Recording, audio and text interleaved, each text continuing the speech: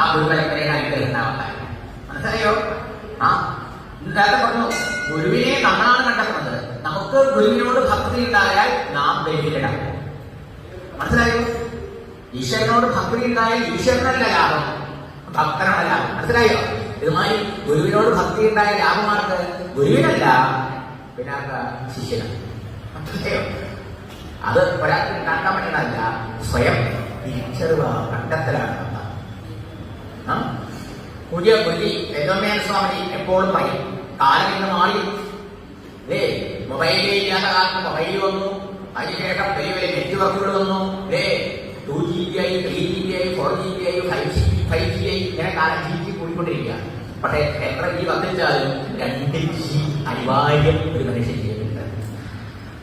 Only 2G, 1G God, 1G ഗുരു. മനസ്സിലായോ? ഇത് രണ്ടും ജീവിതത്തിലുണ്ടെങ്കിലോ ഒരു ഒത്തിരി ഹരിഭക്തി ഭഗവത് പ്രേമം ഉണ്ടായാലോ ആ ജീവൻ രക്ഷപ്പെടും. അതുകൊണ്ട് രണ്ടും ഉണ്ടാവാൻ ശ്രദ്ധിയാണ്. മനസ്സിലായോ? ഒരു ഭക്തി ഉണ്ടാവാൻ ഗുരുദേവന്റെ ഗുരുവായ തപോരസ്വാമികളുടെ തന്നെ നിത്യസാധനം ചെയ്യുന്ന ഈ തപോവനുള്ള റെഗുലറായ ക്ലാസ്സുകൾ അതുപോലെ നിങ്ങൾ അതൊക്കെ പ്രയോജനപ്പെടുത്തിയാൽ നമുക്ക് രണ്ടുണ്ടാകും. ഓൾറെഡി ആ സദാശിവൻ പറഞ്ഞിട്ടുണ്ട്.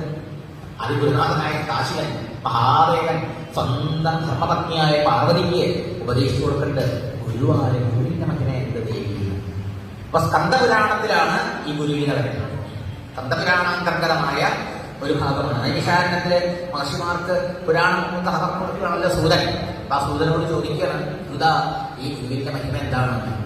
പാർവതിദേവി കൈലാസത്തിൽ ആ പ്രകാരത്തിലിരിക്കുന്ന മഹാദേവനെ കൊണ്ട് ചൊല്ലിണ്ടായി. അപ്പൊ മഹാദേവൻ പറഞ്ഞു വന്നിട്ടുണ്ട്, അത് ഞാൻ പറഞ്ഞു തരാമെന്ന് പറഞ്ഞിട്ടാണ് സൂതൻ നൈമിഷാരണ്യ മഹർഷിമാർക്ക് ഈ ഗുരുവിന്റെ മഹിമ പറഞ്ഞു കൊടുക്കുന്നത്. അത് ഈ ഗുരുവിന പുസ്തകങ്ങളുണ്ട്.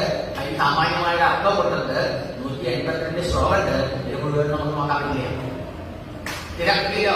അപ്പൊ അതുകൊണ്ട് അതിൽ ചില ശ്ലോകങ്ങൾ മാത്രം നമുക്കൊന്ന് കണ്ണോടിക്കാം. ബാക്കിയോ നിങ്ങൾ വായിച്ചു നോക്കുക.